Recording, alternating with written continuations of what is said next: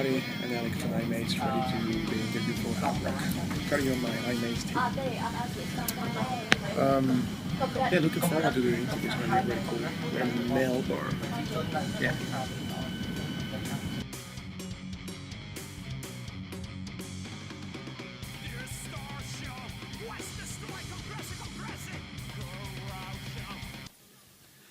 Okay, we're here with Alex from Eyemaze. How you going? Oh man, it was a long way from Sydney to get here, but Yeah. yeah, I didn't know it was the last station. Yeah. Melbourne, but really glad to be here. And Awesome. it's like a goal, make it real. Cool. Yeah. Tell us a bit about your story. You've come a long way, not just from Sydney, but before that. So tell us your background from where you started to where you are now in Eyemaze. All right. Well, originally from Venezuela, South America. Yep. And it's been a long transition from back home to here. I used to play in a metal band for 2 years and a half. Really hard rock, funky, really hardcore. No hard rock, funky. Sorry, really hard rock, metal stuff, orientation, Slipknot, System of a Down, Korn, and other influence. As I decided to move to UK, which I developed English. In Glasgow, can you imagine me learning English in Glasgow with a heavy accent? Probably not the best place to do it. Not the best place, but I was surviving there. Yeah. I tried to have a band there. I rehearsed with some guys, but unfortunately nothing transcends from that aspect. But I guess the positive point from that it was to be involved with European culture, music, metal industry, all these kind of bands I used to see back home. Now was just there, so it's the access, all the gigs, concerts, download festivals, for example. It was really interesting to see all those bands I used to watch on TV, DVDs, and all the stuff back home. I had the opportunity when I was in Europe to play in Spain with old friends from back home. They invited me as a special guest for a big festival in Spain, Valencia. Cool. It was very interesting. To become part of that experience after 3 or 4 years without being on the stage, retake that again was really difficult. And after I moved here to Australia, I've been here since 2009. Very difficult times in the beginning. I never imagined myself being involved with music again. I watched this band I used to call Enigmatic, previous Eyemaze. I approached to one of the guys, which is a friend of mine, and say, "Oh man, you should be doing this, you should be doing that. I really like how the sound goes, but you should be more oriented in this stuff." And the guy said, "Would you like to take us? Would you like to rehearse with us, to be involved with the band?" And I wasn't that sure, so many years. It was like 6-7 years. So I went to one of the rehearsals.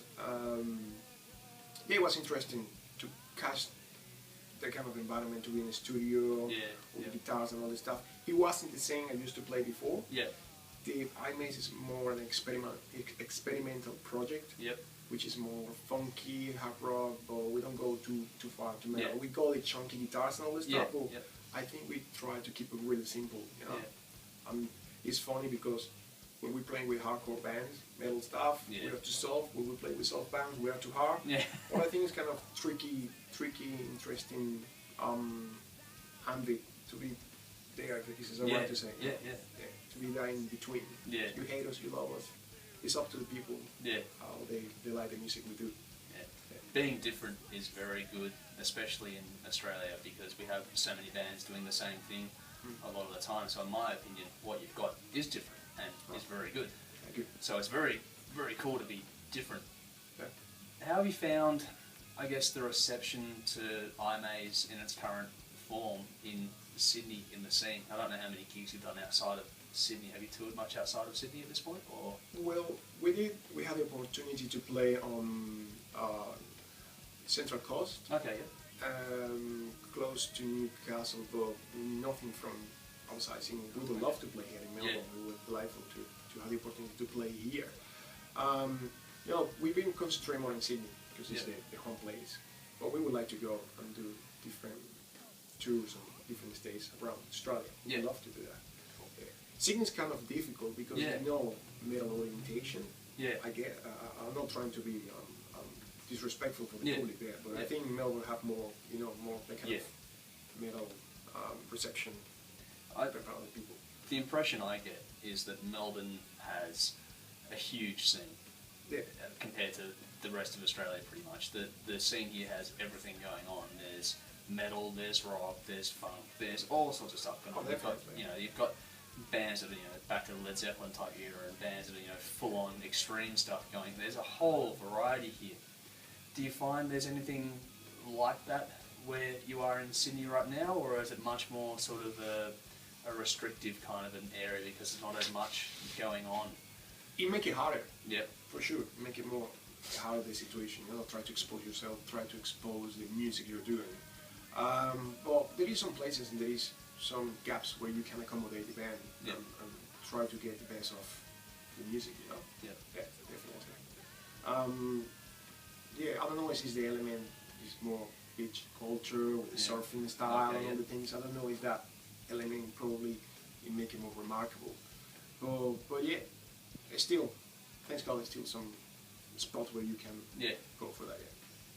So what's the response normally, because you guys are a bit different? Not, oh my God, this is what the hell, but just because you do fit in that between the really heavy and the normal sort of pub rock. You're in between there somewhere. You've got a bit of a funk stuff going. You've got a bit of a different rhythm and a different groove. So what's the sort of reception like when you play live? Do you tend to find you get a lot of people sort of like, oh wow, that's cool? Yeah, well, as I was saying in the beginning, this project was a hobby. It was very experimental. It wasn't, we just go and do some gigs, playing the bars and all the stuff. But it became more serious when we started to do recording and we have the project going on to the studio, and the mixing and the mastering. I think more for me because English is not my first language. Yeah. So to do an album in English, it was kind of harder. Like in the minute you have to pronounce the words properly, you have to do the singing properly and put the dots and spots where it should be supposed it should be, And it was very interesting, that challenge. The reception has been very generic, Some people like it, some people don't understand, some people probably don't like because they're kind of in between what we are, And as you say, there is a lot of bands doing kind of the same thing. To not be in the line is very easy when you don't understand something. It's easy to project that, But I've been having really good comments about guys like, hey man, I didn't like your band in the beginning. I've been listening to a couple of concerts, and now you're on YouTube and you are on the media, Facebook and all this kind of stuff. I think you are very interesting, man. I didn't like it, but now I find you very interesting, and it's very unique. Yeah. I'm like, well, that's kind of the response you expect from the people, Yeah. That's cool. That's actually a really good response. That it means that you can make an audience grow to like you, kind of thing. It's not just a case of they make a decision and that's the end of you. That's really cool that people sort of take one listen, then take the third listen, and by the fourth listen, then they're enjoying it. So that's really good. But the fourth listen, third listen, like usually you listen once, I don't like this. Yeah. You have the will to go back again, and I think that's important. Yeah. That's really cool. Tell us a bit about, because you are a bit different, and I haven't seen you play live yet because you are based in Sydney. Tell me about what you guys are like to see live. What sort of energy you project from the stage to the audience? Well, to give a little background of each member, I think the bass player is very influenced by Red Hot Chili Peppers, the funky side. He loves heavy stuff, he like that kind of funky thing. The guitar player is more Metallica orientated, chunky things, heavy punch there. The drummer is more jazzy style. The guy is very experimental. He plays another band which is very progressive. I think he had the kind of the spice to the band, and I'm more influenced by bands I've been telling you before, all these hardcore and metal. But I think I'm in this style because of Guns N' Roses with Welcome to the Jungle. It was like really, really, really small. I don't know what age I was, like pretty kid. I saw the song, man. I hear the music and it just trapped me. So from there, Guns, gone to Pantera, Slipknot, all this stuff influence. That's what I contributed with my singing to the band. So we got all this kind of weird fusion, and we just put it there on the mixer, and that's where Eyemaze come from. Awesome. So we got heavy songs, we got soft songs, we are there, Like we go, there's a wave going up and down. That's really cool. So Tell us then about the recording process of the album and what people can expect from your album there. Well, this album took 2 years and a half, but we're proud of that. Yeah, 2 years and a half. It go 13 tracks. Yep. It go 10 tracks. Is pretty dry, you know, dry music, guitar, bass, drum, and vocals. Yep. That's it. And the last 2 tracks, some people like it, some people don't like it. It's 2 remixes, one in drum and bass and one in dubstep. Okay. So if you like some kind of electronic thing, part of metal and hard rock music, you can get that too, and, you know, like dancing a little bit in the last track. Yeah. Yeah. It was a collaboration with Mark Zoe. Marcus Zoe is a friend of ours. He dedicated one of the songs. It's called Party Days, the remix. Yep. He just worked hard for that. He do like, I don't know how many versions of that, but he finally got it. Yeah. We got another friend. He did Electro Freak, which is the second remix. He was a friend of the guitar player. Yep. And he just said, hey man, I like this song, I'm gonna do something about it. Very welcome to do it. And he came with this remix, it was amazing. Yeah. So we go dry, hard rock, funky, and at the last 2 tracks we go some electronic involved. Yeah. Yeah. What was behind the decision to do that? Because I've never seen an album, especially on a debut album, sort of come out and there's remixes on there, and then one you said is dubstep. Now I've never interviewed anyone that's done dubstep before, so tell us a bit about what made that decision come about. Why did you guys do that? And as I said, when dubstep started to come out, I was living in UK at that time. Yeah. And it was really on the ground. It was this kind of bass, bouncy. I was like, what the hell is this, man? I don't even understand what is that. I just have a big pain in my ears. Yeah. And I think it's after start to evolve in what we are listening right now. You know?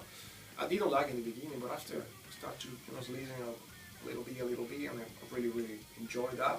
We got these friends they like metal music, but also they do DJing and electronic stuff. Yep. And they say, well, why not? The guys are willing to do it. Let's see how it goes. We like it, we love it, and we just we put it there in the tracks on the album.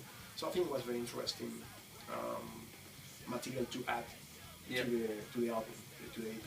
Yeah. You've made a point about how experimental Eyemaze as a project is. It started off as a hobby, just an experiment, something to do. Mm-hmm. You've gone and gotten serious, you made an album, then you tell me you've gotten remixes on there, and so tell me how important it is to keep that experimental sort of spirit going, and also how that sort of contributes or distracts from your songwriting process, because I'm not sure how, is it really easy and flowing, or do you guys work really hard when it comes to writing your songs? Well, yeah, it's interesting how it works being a creator, you know? The way we do stuff is like, or the way, for example, I do stuff is like the guitar player do the rhythm, you build the track, the music, and somehow you add, of course, the drums and the bass. Yep. But from what I listen to the music, it's where the sound, it sounds ridiculous, but I think the sound stuck to me across the music. Yep. So sometimes I could be in one day just listen to the sound will come in 1 second, the whole thing right by itself. Yep. Like it could be 1-2 months and nothing appear. Yep. And suddenly you're in the train station or you're in a car and you're like, oh my God, that's the lyric, that's the lyric! Yeah. And you just got it there and you start to write it down. Yeah. That's how it works. I don't know if everybody's different. Yeah. Okay. Yeah. So that's how is the process we do. Yeah. That's cool. It's good to know that with it being an experimental project, you're not forcing it in any particular direction. I think that when you're going to try and play that sort of music, it's important to be organic in the way. Absolutely. Yeah. Absolutely. Like I think we let the things flow a little bit. You know. Yeah. I'm really glad to be sharing this time with you, Andrew. Thank you so much for having me here. No worries. Thanks for coming down.